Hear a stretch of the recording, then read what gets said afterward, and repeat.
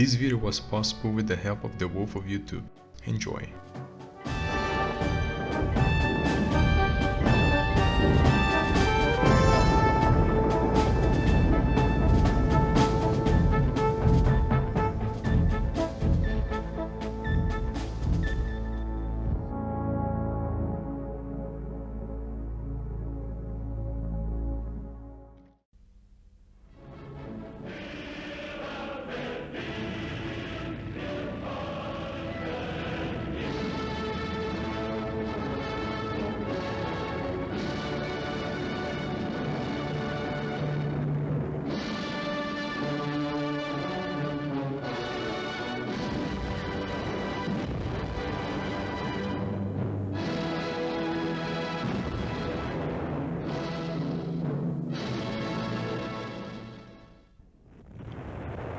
In seeking the origins of the Panther, regarded as one of the finest medium tanks of the Second World War, we must turn back to examine the consequences for the German army, and in particular the tank arm, of Hitler's momentous decision to order the Wehrmacht eastward against the Soviet Union. At 0300 hours, on June 22, 1941, the eastern horizon from the Baltic coast to the foothills of the Carpathian Mountains was lit up by the fire from a barrage of 6,000 heavy guns, providing the overture to Operation Barbarossa, the German assault on the Soviet Union and the greatest land invasion in history. 3 million men with 3,350 tanks and supported by some 2,000 aircraft of the Luftwaffe poured across the frontier, bent on employing the now well-tested Blitzkrieg formula to defeat the USSR in a rapid campaign which Adolf Hitler expected to last no more than a few months.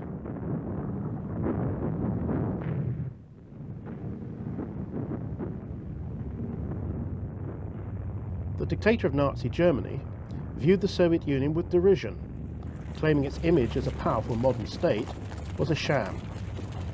He said, "We have only to kick in the front door and the whole rotten structure will come tumbling down." Such delusion, while grounded in the first instance on his anti-Semitic, anti-Marxist and overtly racist philosophy, which reduced the Slavs, and thus the Russians, to the level of mere subhumans in the Nazi worldview, was also heavily coloured by a German intelligence analysis of Soviet military and economic power that was profoundly flawed.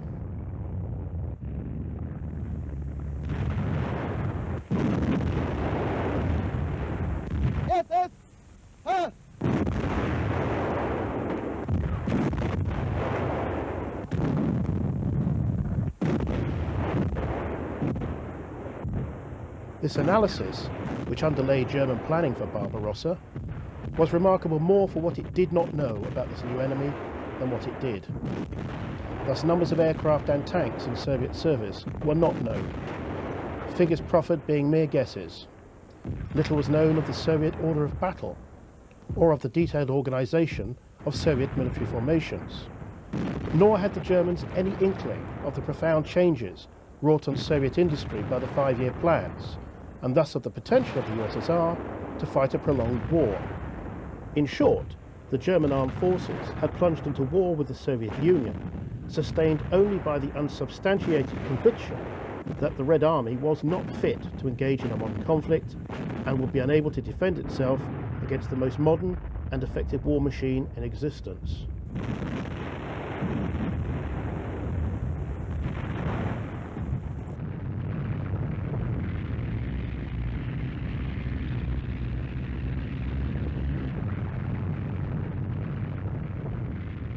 And yet, all that happened in the opening months of the campaign seemed to substantiate German beliefs about the state of the Red Army and the nature of the Soviet state. Unbeknown to the Germans, however, they had chosen to attack at the worst possible moment for the Soviet Union. The Red Army was not only attempting to recover from the impact of the devastating effect of the purges that had decimated the Soviet officer corps, but also from the shame of its performance in the winter war against Finland. In June 1941, it was also in the throes of massive internal change, including a huge re-equipment program.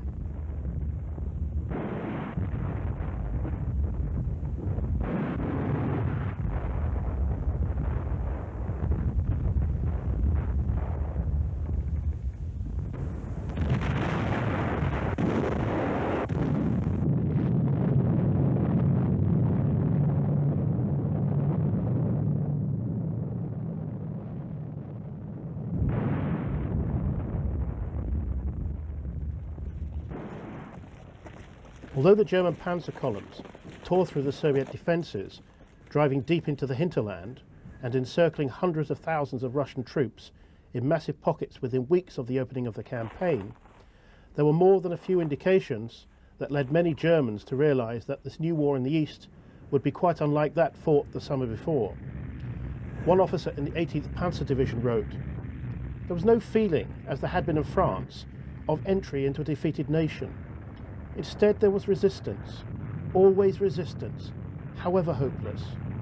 Indeed, even Hitler sensed as much, telling Mussolini that Soviet soldiers fought with truly stupid fanaticism, with the primitive brutality of an animal that sees itself trapped. While the Führer, no doubt, saw such as confirming evidence of the subhuman nature of the Russians, even he could not have missed that these same subhumans had already killed over 100,000 German troops in the opening weeks of Barbarossa, more than in all the previous campaigns combined.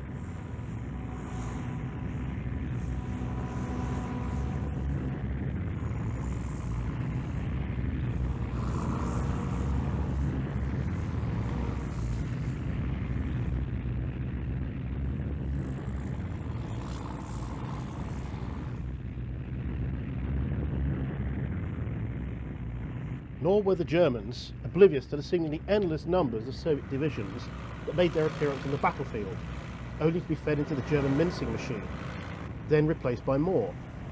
By the end of July, the Germans had already identified more Soviet divisions than they estimated the Red Army possessed.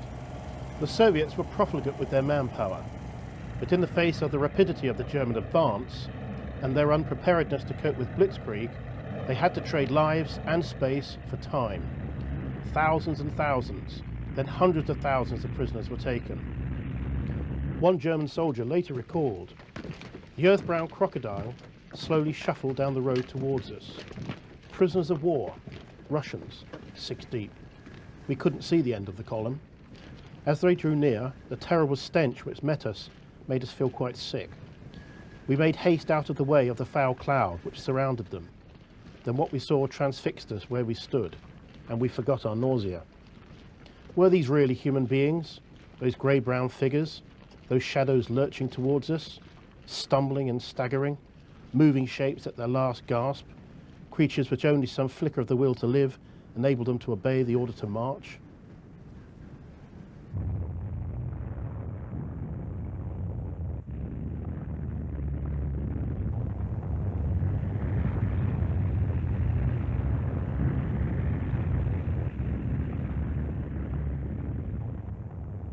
On July the 16th, less than a month after the beginning of Barbarossa, the city of Smolensk, just 200 miles from Moscow, fell to the panzers of Generals Hoth and Guderian. In their drive eastward, German armour had brushed aside or destroyed large numbers of Soviet tanks. Guderian had estimated before the start of the campaign that the Red Army possessed a tank park of about 10,000 machines, and this was the benchmark accepted by the army. However, it was becoming all too clear that this figure was much too small, and that the real figure was in excess of some 20,000 tanks. Hitler later stated to Guderian that had he known Russian tank strength to have been as large, he would have seriously reconsidered his decision to invade Russia. Numbers, though, did not equal quality. By far and away, the bulk of Soviet armour was obsolete. Most of the designs dated back to the early 30s, drawing heavily on foreign designs. What the newsreels show the most of are wrecked and burning T-26s, T-28s, T-37s, and light tanks of the BT series. None mounted a gun larger than 45mm, and all had thin armour. The short-barrelled 50mm gun of the Panzer Mark III and the short 75mm gun of the Panzer IV had no difficulty destroying these tanks, and the footage herein shows large numbers of these tanks destroyed and on fire. Even the 20mm cannon of the Panzer II light tank and the 37mm gun on the Panzer 38T had no difficulty taking out these light Soviet designs. Even the large and impressive T-35 multi-turreted tank seen here was highly vulnerable to German fire.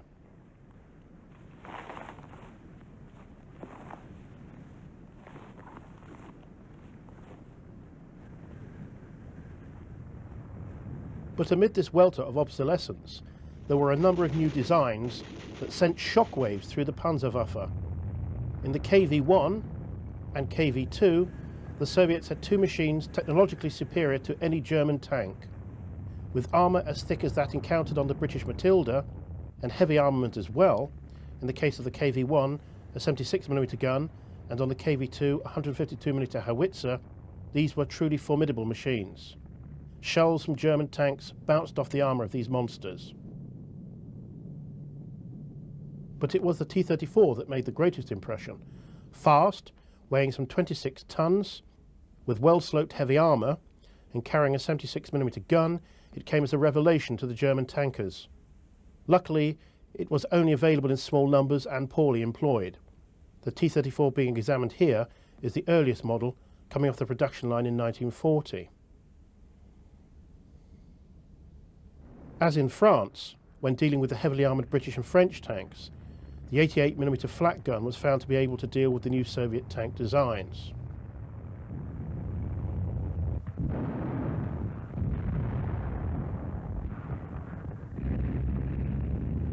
German infantry found other methods for destroying T-34s and KVs. Satchel charges were placed on the Soviet machines, although this required great nerve, as a soldier had to run up to the tank in order to deposit the charge on the engine deck or wedge it below the turret overhang.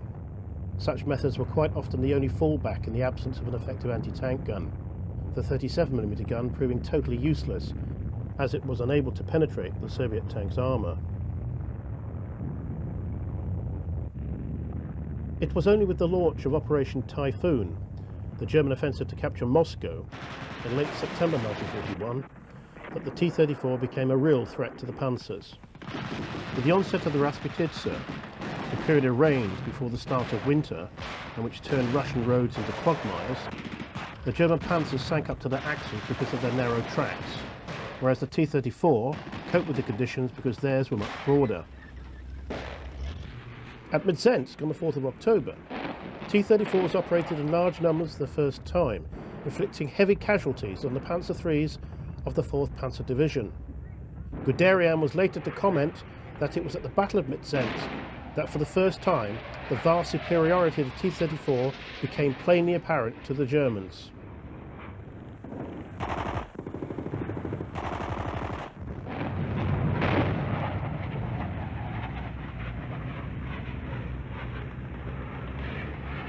And when Typhoon finally ground to an exhausted halt at the beginning of December, large numbers of T-34s belonging to the fresh divisions and trained from Siberia led the Soviet counteroffensive in front of Moscow on December the 5th, 1941. By then it had become apparent to the German army that it had to take steps to address the clear technological superiority and tank design possessed by the Soviets and represented in the T-34.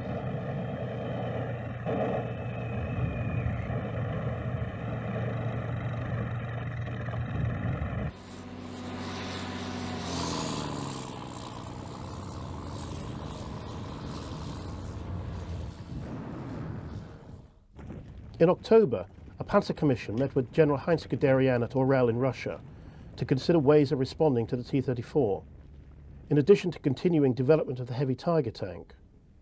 The decision was taken to proceed with production of a new medium Panzer under the designation VK-3002, contracts for which were issued within days of the return to Germany. The initially favoured design from Daimler-Benz clearly reflected the influence of the T-34, with heavily sloping armour and turret mounted far forward on the hull. On May 15, 1942, Hitler acceded to the recommendations of a report that favoured production of the alternative design submission from the Mann Company. The prototype Mann Panther incorporated the many changes foisted on the design team in the course of the new Panzer's development. Weight had grown to 45 tons, and the tank now mounted the longer and more formidable 75mm L-70 gun. Contracts were issued in September 1942 for 1,000 Panthers, with the first leaving the Mann Works in January 1943. Parallel production lines were set up with Daimler-Benz, M&H, and are seen in this still at Henschel of Kassel. It was at the latter concern that a very brief glimpse of one of the new Panther medium tanks, seen just beyond the target in the foreground, was captured on newsreel in May 1943. The new Panther had a very short gestation period, from drawing board to production line in just over a year. There was much optimism that this new tank would provide the Panzerwaffe with the technical edge on the Eastern Front it had hitherto lacked. The first model of the Panther was the Type D, identifiable by its drum-type commander's cupola with lid hatch and machine gun flap on the left side of the glacis. In other respects, such as armour thickness, it was to remain the same on all preceding models. 80mm for the frontal plate, 120mm for the gun mantlet, and 40mm on the sides. The early Model A mounted a new turret with a cast cupola with 7 periscopes. The later A saw the introduction of the machine gun ball mount in the glacis. Introduced in March 1944 was the G, which was to remain in production until war's end. The combat debut of the Panther during Operation Citadel in July 1943 was decidedly inauspicious. This last German offensive in the east was meant to be a limited affair, fought over a very restricted geographical area and rapidly concluded. But in terms of the actual number of tanks and forces allocated, it was a major commitment of scarce resources at a time when the scope of the war was widening dramatically. In part, it was to address this quandary that Citadel was launched. The task of the offensive was to destroy the great Soviet salient at Kursk and eliminate the vast Soviet forces therein, thus shortening the front line and freeing up panzer divisions for transfer to the west to deal with the expected Allied landings on the mainland of Europe. Originally planned for the spring, Citadel was repeatedly delayed to allow for adequate numbers of Ferdinand assault guns and Tiger and Panther tanks to be assembled. For Hitler believed that only with their presence in sizable numbers could a favourable outcome to the battle be assured.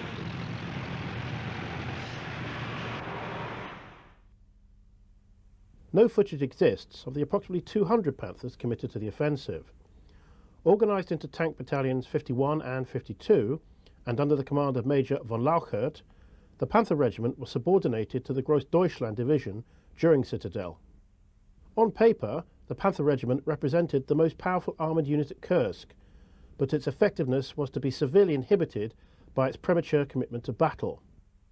Although raised at the beginning of 1943, the two battalions suffered so many problems with their Panthers that most of them were returned to the factories for overhaul or rebuilding. Guderian, now Inspector General of Armoured Troops, called the Panther our problem child, for it was a maintenance nightmare, the inevitable fruits of a very hasty development and production schedule. Even the crews did not receive the time to fully train on their new charges. 5 days into the offensive, there were only 10 Panthers operational. Although just 25 had been destroyed, 100 had broken down. While the frontal armour had proven effective, the 40mm side armour was shown to be vulnerable to Soviet anti-tank fire, many Panthers being lost in this fashion. Nevertheless, the 75mm gun was shown to be highly effective, destroying T-34s at 3,000 metres. As the production tempo increased, more Panther battalions were being raised and hastily deployed to combat the growing power of the Red Army, which, having wrested the military initiative at Kursk, was in the months after the battle pushing the Germans back all along the southern part of the front. By October, there were 5 Army and SS Panther battalions in action in Russia, with others coming on stream in November. The furious pace of operations and continuing technical problems led to high losses, and of the total of 841 Panthers deployed to the Eastern Front in 1943, only 80 out of an available 217 were actually operational on December the 31st, some 624 machines having been lost in combat since July. Nevertheless, it was only in March of 1944 that Guderian declared the Panther fully combat capable. Throughout the winter of 1943-44, the Red Army launched a series of hammer blows against Army Group South, whereby the German lines were frequently breached. The Panzer divisions found themselves in the role of fire brigades, rushed from one point to another to contest each new Soviet breakthrough. Extemporized battle groups comprised of elements from different units, with integral all-armed support were often raised to deal with such contingencies. One such was Heavy Panzer Regiment Becker, which had 47 Panthers and 34 Tigers, and was employed as the point of an armoured relief column assembled in early February 1944 to punch a corridor through to 60,000 German troops encircled around Cherkassy. Mid-March 1944, 4 Soviet rifle divisions, supported by a number of tank units, encircled the German battle group under the command of SS Gruppenführer Herbert Giller in the town of Kovel, a major rail centre for European Russia and of great strategic importance to both sides. A relief force was assembled by the Germans, which included elements from the 4th Panzer Division and was led by a company from the Panther Regiment of the 5th SS Panzer Division Viking under the command of Obersturmführer Nicolaus Lech. The German attack was hampered by the boggy ground that surrounded the town and which made for excellent defensive cover for the Soviets. The only firm ground available to the Panthers lay on the upraised railway embankment which led into Kovel. At 0400 hours on the 30th of March, Nicolaus Lech advanced along the embankment with 9 Panthers, but then almost immediately lost 2 to mines. The mines were cleared by following infantry, but it was not until the evening that the Panthers finally broke into the town to strengthen the defenders. For his leadership, Nicolaus Lech was awarded the Knight's Cross. A number of Panthers had been abandoned along the embankment, victims of mines and Soviet anti-tank fire, including this Befehlspanther, or Command Panther, identifiable by the second aerial mounted on the rear of the hull. After the battle, the Germans used captured Soviet prisoners to help recover the knocked-out Panthers, most of which were repaired and returned to service. Also recovered were the bodies of the dead crewmen, who had been so rapidly interred in the sandy soil between the railway lines alongside their abandoned charges.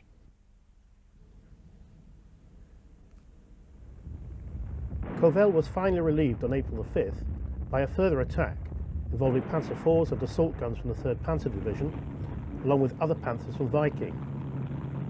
These broke through the strong Soviet defences, covering the northern approach to the town along the Kovel-Brest-Litovsk road.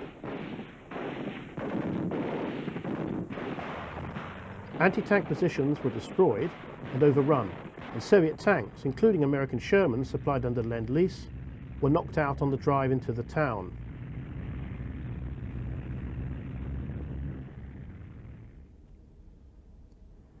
At the end of August 1944, the Soviet summer offensive had all but destroyed Army Group Center and carried the Red Army to the borders of Poland. It was here that a propaganda company film team recorded footage of heavy fighting as the Germans desperately attempted to halt the Soviet drive westward. By this stage of the war, Waffen-SS units were given particular prominence when filming, and on this occasion the PK team have focused on a localized counterattack by the 5th SS Panzer Division Viking. Under the command of Sturmbannführer Maedres, elements of the Panther Battalion, supported by Panzer IVs, deployed to attack an advanced Soviet armoured unit of T-34-85s and JS-2 tanks that have occupied a number of nearby villages. Fire is opened on the Soviet positions by Vesper and Hummel self-propelled guns. The Panthers begin to move towards the target using their speed to move rapidly from one fire position to the next. Grenadiers then follow up in their armoured half-tracks, ready to mop up Soviet infantry in advanced positions. Panthers engage Soviet armour, while the Grenadiers move forward to flush out other Soviet infantry that have gone to ground in the cornfields.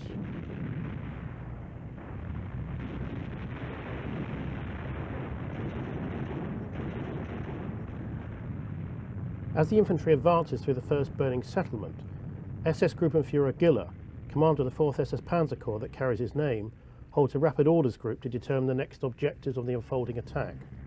A reconnaissance detachment of Volkswagen Schwimmwagens and 1-ton half-tracks move out to scout ahead of the infantry, who now fan out across the wide and unbroken wheat and maize fields.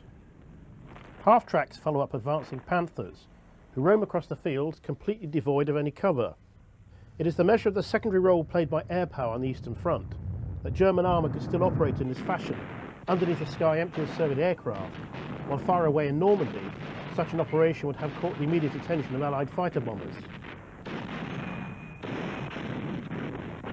Viking's Hummel detachment has moved up and brings other Soviet positions under fire from their 150mm guns.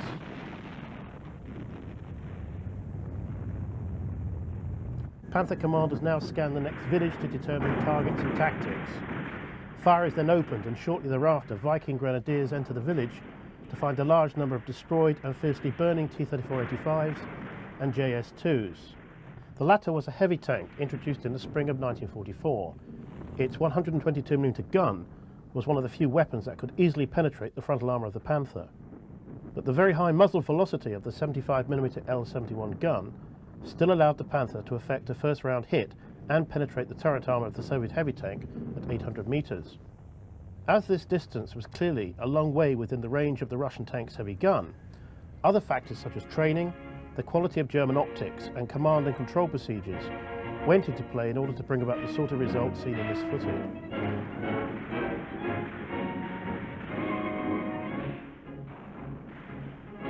Even though German armoured units continued to inflict heavy casualties on the Soviet tank arm, they were never enough to dent the immense numbers being turned out of Soviet factories to replace them.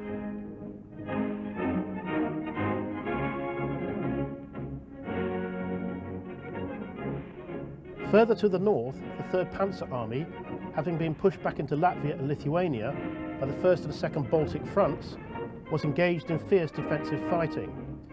Panther battalions fought alongside Tiger companies, and the footage even gives a glimpse of a couple of surviving Panzer IIIs and early Mark IVs. The limited counterattacks being undertaken by these German units, though successful in eliminating local breakthroughs, had no impact on the wider picture. Soviet pressure continued to build, and within a matter of weeks, 3rd Panzer Army was fighting in East Prussia, with 16th Army holed up in Kurland. Nevertheless, in the tank battles fought by Panther crews, there must have been many occasions when others did what this crew is doing, acknowledging their good fortune and offering up thanks to Krupps for the effectiveness of their armour plate.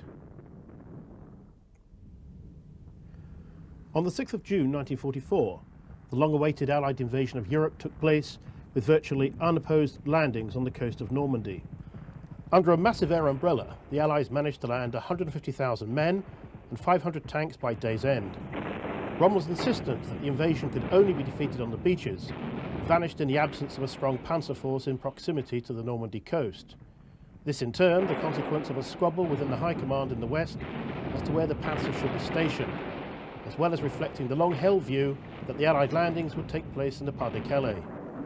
Even after June the 6th, Allied misinformation would continue to reinforce the German belief that another landing was expected in that region. Even before D-Day, and certainly thereafter, Allied air power was employed to paralyse the movement of German traffic on the ground, with the Luftwaffe long swept from the skies in France. Once ashore, the Allied task was to reinforce the lodgement area, bringing over forces from England as soon as possible, so as to build up Allied strength to combat the inevitable German reinforcement in Normandy. German attacks on the 6th had been cursory. 21st Panzer Division had moved against the British-Canadian landing beaches and received a bloody nose. On the following day, the 12th SS Panzer Division was in action against the Canadians, effectively blocking the drive to seize Caen, originally targeted for capture on D-Day itself.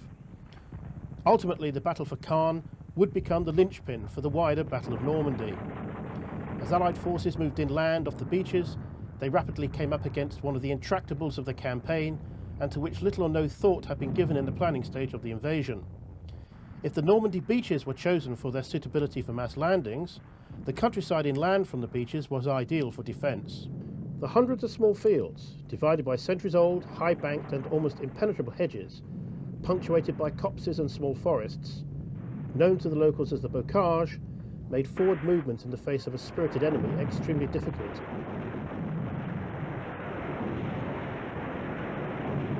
The Allied air campaign to halt the daylight movement of German reinforcements to Normandy, especially by the Panzer divisions, is no better illustrated than by reference to the travail of the Panzer-Lehr Panzer Division. As one of the most powerful armoured units in France, it was ordered to make for Caen on the 6th of June and travel in daylight. Due to the constant bombing and strafing from Allied aircraft, the forward units did not arrive until the 8th, and the division was not fully in place until some days later.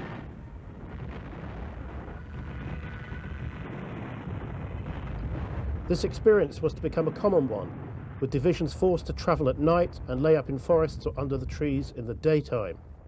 The massive use of Allied air power for this purpose led to the extensive destruction of many towns and villages on the approaches to the Normandy battlefield. Along with the Tiger, the Panther was the most powerful tank in Normandy, with a total of 484 sent into action in June and July. In theory, the 1st Battalion of every Panzer regiment should have been equipped with Panthers, But this was not the case, with just 7 out of the 10 panzer regiments in Normandy being so equipped, and with the majority of these belonging to the Waffen-SS. The bulk of Panthers in Normandy were the A model, with a smaller number of Gs and a few Panther Ds. The Allies rapidly came to fear the Panther, for although it fired a lighter shell than the 88mm gun of the Tiger, its extremely high muzzle velocity allowed it to take out any Allied tank at long range. Shermans, Cromwells and Churchills were all easy targets at 1,000 yards. The vulnerability of Allied tanks to the Panther and Tiger nearly became a political scandal in the United Kingdom, with Field Marshal Montgomery having to intervene to insist that the threat posed by the German tanks was overblown and that Allied tanks were well up to the task expected of them. While such a view may have been acceptable for official consumption, Allied tank crews remained extremely sceptical. Many Allied tanks now began to carry extra armour in the form of welded-on track shoes.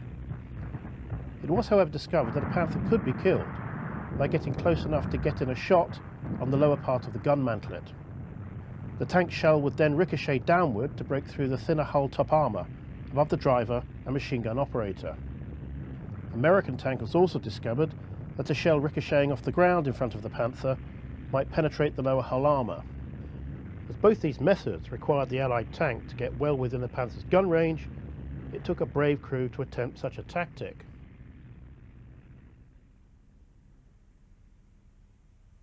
Only the Sherman Firefly, a conversion undertaken by the British, whereby they replaced the low-velocity, short-barreled 75mm gun of the Sherman with a modified version of their own 17-pounder anti-tank gun, gave the Allies a tank that could penetrate the 80mm frontal armour of the Panther at combat ranges.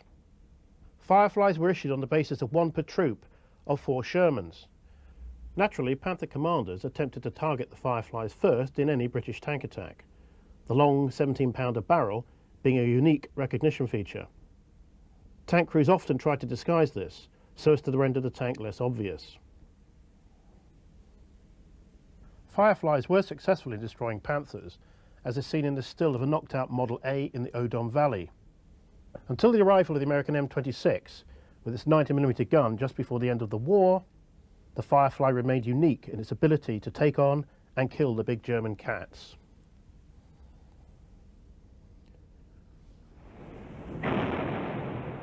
Even Panthers could not withstand the mighty explosive power or blast effect of the heavy shells lobbed inland onto German positions with unerring accuracy by the heavy guns of naval vessels lying off the Normandy coast.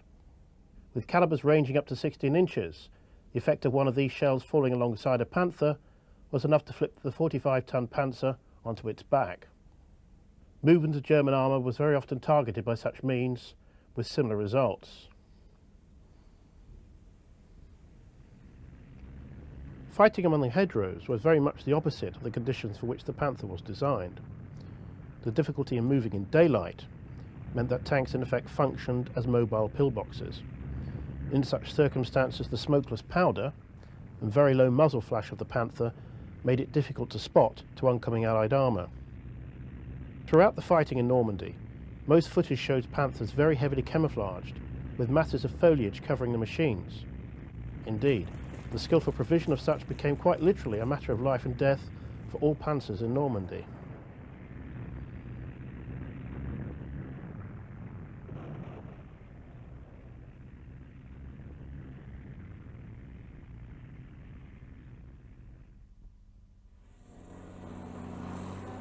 Even as the Allies were grinding down the German forces in Normandy, the propaganda ministry saw fit to show the comparative testing of a Panther against an Allied tank, even though that chosen was an M3 Lee, which was no longer serving in armoured divisions in Europe. Naturally enough, the footage clearly reveals the superiority of the Panther. One can only assume that the ministry had determined that having seen this film, German civilians would go home to their beds confident that the fate of the Reich must be assured if the army possessed such superior weapons.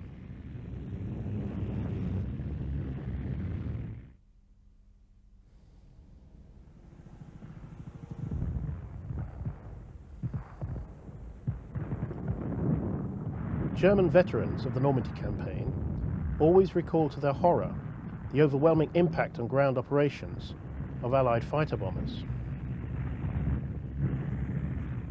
In particular, the RAF Typhoon, which carried 8 60-pound rockets, had an explosive power that could defeat even a Panther. Although only a single battalion of the Jagdpanther served in Normandy, it made a very singular impression. Designed as a heavy tank destroyer, employing the Panther chassis, the Jagdpanther mounted a version of the 88mm Pak-43 heavy anti-tank gun that also equipped the Tiger II heavy Panzer, which saw service in Normandy. The 88mm Pak-43 had been employed by the Army as an anti-tank weapon since 1943. Although large, heavy and cumbersome, its very high muzzle velocity was able to defeat any known Soviet and Allied tank at ranges of up to 3,000 metres. The fighting compartment of the Jagdpanther had been designed by extending upward the side plates and upper hull of a standard Panther tank.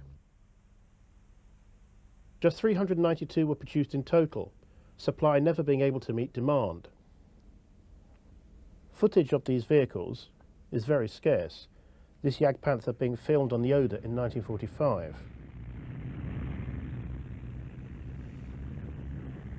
This Jagdpanther, found abandoned, minus its tracks, along with 2 others, had ambushed a squadron of Churchill tanks belonging to the 6th Guards Tank Brigade on the 30th of July in Normandy.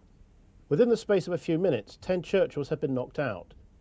In the melee, British tanks knocked out 2 of the German tank destroyers. Although German opposition remained fierce right through July and into August, the breakout of the American forces from the Cotentin Peninsula and the drive by Patton's Third Army across the rear of the German position in Normandy opened up the prospect of the Allies effecting an encirclement of the Army of the West. As the British battled south towards Falaise, in the face of desperate German resistance, the Americans took Argenton. The Allied pincers did not close around Falaise until the 18th of August, and in that time, substantial German forces had slipped away. But most of the heavy equipment had been abandoned. Those German forces trapped in the pocket were subjected to heavy artillery and tank fire from British, Canadian and Polish forces on the northern edge of the encirclement.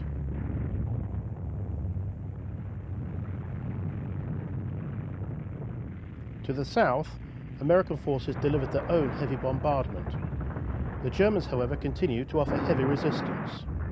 Destruction within the pocket was mounting, as British and American fighter bombers also rocketed and strafed the panzers, lorries and horse-drawn wagons parked end-to-end on the roads leading into Falaise.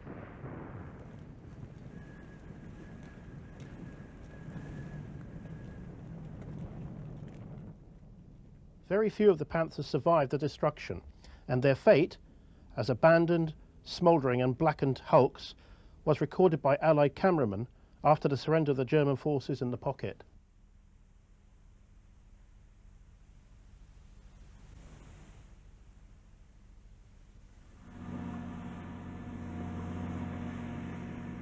Those forces that did escape from Falaise now set off at speed to reach the Seine bridges. Surviving heavy equipment was nursed through the narrow roads whilst under constant attack from Allied fighter bombers.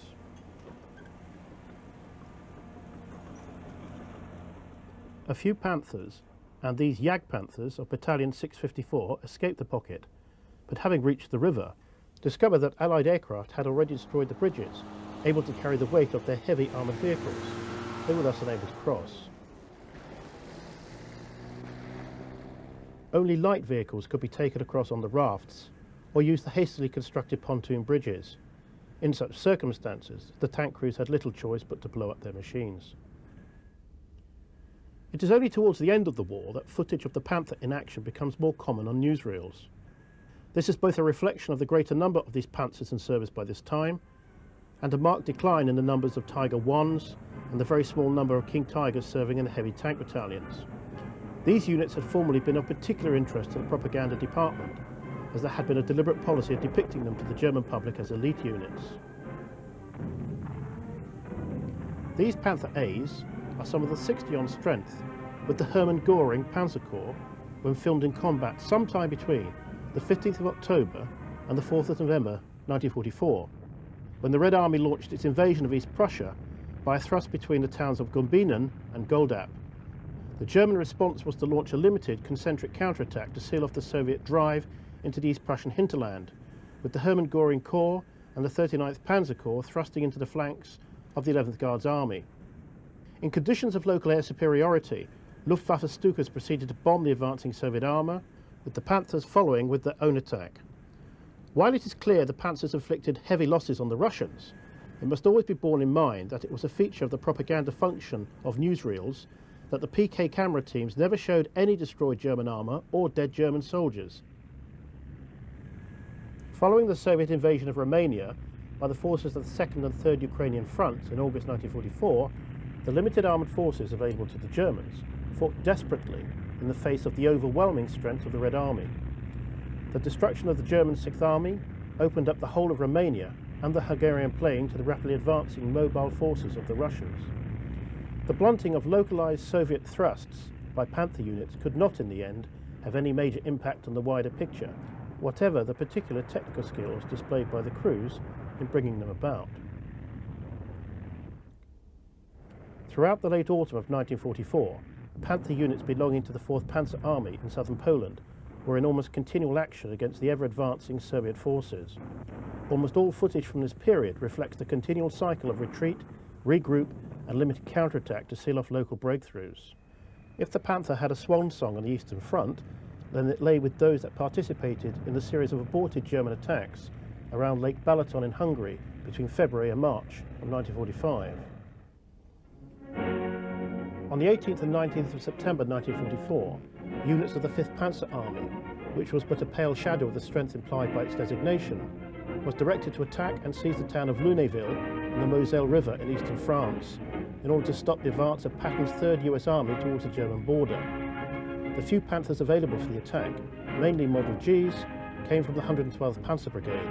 Although Lunéville was taken, a subsequent attack on the US 4th Armored Division was stopped with the loss of 50 tanks. This unique footage from newsreel has captured an early recovery version of the Panther, towing an even rarer Jagd Panther. This abandoned Panther G clearly shows the one-piece armoured side plate characteristic of this model. What cannot be seen is the new rear deck design, the revised forward hull and deleted driver's hull flap, replaced by a periscope. The new chin gun mantlet is most prominent. 3,740 Model Gs were built by war's end. Although Hitler had expressed his desire to launch a major offensive in the West, even while his troops were still in retreat from France, it was only in October that full planning began. The intention was to drive 2 Panzer armies through the weakly defended Ardennes, cross the River Meuse, and thereafter drive for Antwerp, splitting the US forces in France from the Anglo-Canadian forces in the Low Countries.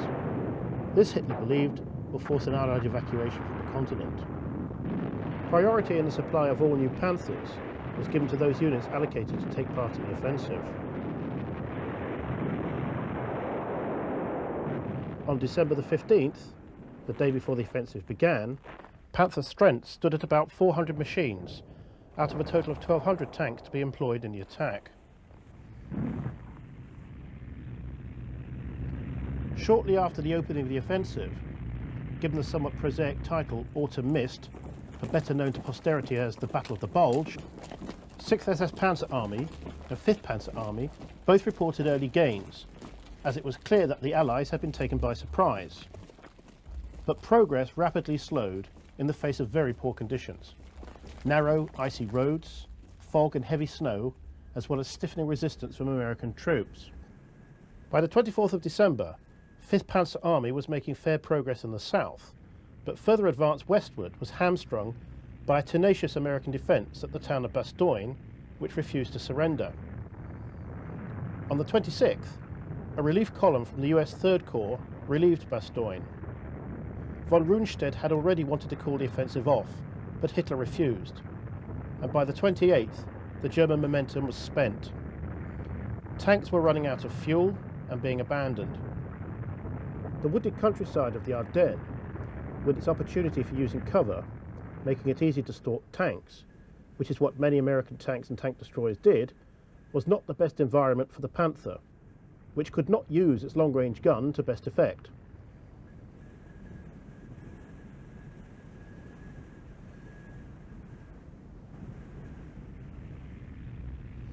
As the Bulge contracted eastward, under US and British pressure, the surviving Panthers carried out a fighting retreat. Although the Panther was undoubtedly the best medium tank in the battle, it was never available in sufficient numbers to cancel out the more numerous Allied armour. Even so, Allied losses amounted to a few thousand tanks and other vehicles, roughly 10% of the effective Allied strength in Europe at this time.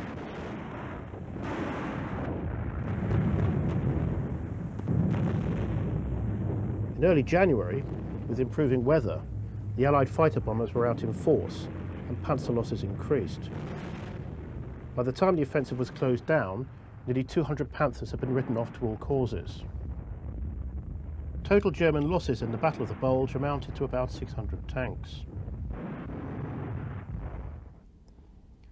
This late model Panther G, identifiable by its chin gun mantlet and raised engine fans on the rear deck, was knocked out by US forces at Hotten in Belgium on the 26th of December 1944. Unlike the previous Panther, which wore the ornate ambush camouflage scheme, the crew of this late Panther G made at least some attempt to whitewash their vehicle for the snowy conditions of the Ardennes. The blackened turret suggests that this Panther suffered a severe internal fire. This late Panther G was knocked out from the rear by a US Army tank destroyer, the subsequent internal fire being sufficiently fierce to weaken the torsion bars with the result that the suspension has collapsed. The fire has left the rest of the Panther a blackened hulk. The Allied advance into Germany from March 1945 was rarely opposed by any significant German forces. With the encirclement of the 5th Panzer Army, 5th Army and the remaining 19 divisions of Field Marshal Model's Army Group B in the Ruhr pocket, very few Panzers were now available to offer concerted resistance. However, small, ad hoc battle groups were encountered by the Allies. Equipped with 1 or 2 Panthers, a surviving Tiger, or a self-propelled gun and crewed by die-hard soldiers, these would offer fierce, local resistance until their fuel and ammunition ran out or they were destroyed. Other abandoned equipment littered the routes of advance, such as this Panther G being examined by a group of US soldiers. The crew had clearly made an attempt to deck out their tank with camouflage to give it some protection from the Allied fighter bombers that rove ahead of the advancing Allied columns, flying at low level and shooting up anything deemed to be a threat.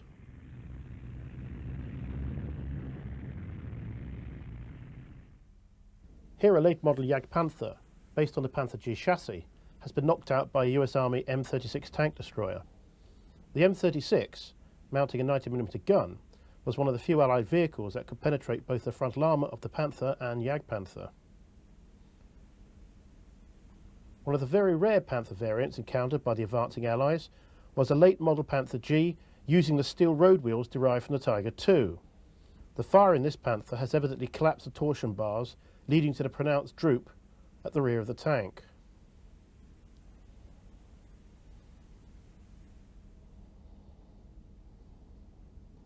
It was shortly before Goebbels closed down the cinemas in Germany and brought to an end the filming for the weekly newsreels in March 1945 that this footage of Panthers in action around Breslau was taken.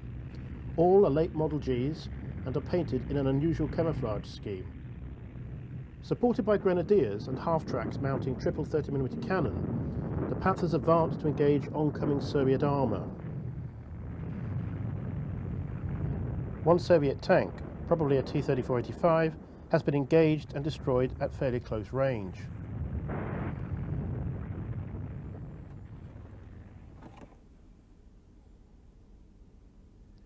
The final Soviet offensive to capture Berlin opened before dawn on April 16, 1945, with a massive artillery barrage of 8,000 guns and rocket launchers. These were directed at the German positions on the Zeylau Heights by the forces under the command of Marshal Georgy Zhukov. Further to the south, his great rival, Marshal Ivan Konev, launched his own offensive by 1st Ukrainian Front some 75 minutes later. For 3 days, the Germans skillfully held off Zhukov's forces. The 88mm guns and panzer units of Panthers and King Tigers destroyed large numbers of Soviet tanks, the western banks of the Oder becoming a mass graveyard of shattered Russian armour. Zhukov, stung by comments from Stalin about the delay in his offensive timetable, lambasted his senior commanders and demanded a breakthrough at any cost. By the afternoon of the 19th, the heights had been stormed and the German forces overrun. The advance on Berlin now began in earnest.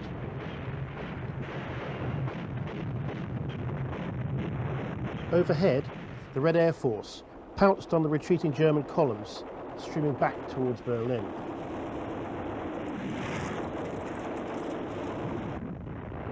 By the 25th of April, the city was completely encircled. A small number of Panthers and other Panzers lay within the city to contest the Soviet advance, as the Russians moved in medium and heavy armour in the shape of T-34s, JS-2s and supporting ISU 122 and 152 heavy assault guns. By the 30th, the Soviet 150th Division had fought its way to the Reichstag, which was defended to the last by fanatical troops from the SS, assisted by Volkssturm and Hitler Youth.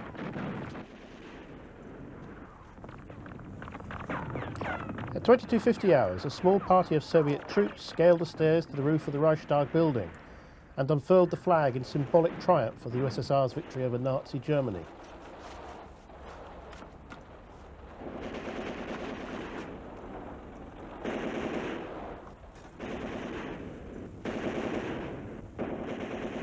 Hitler was dead, and on the 2nd of May the Germans in the city surrendered.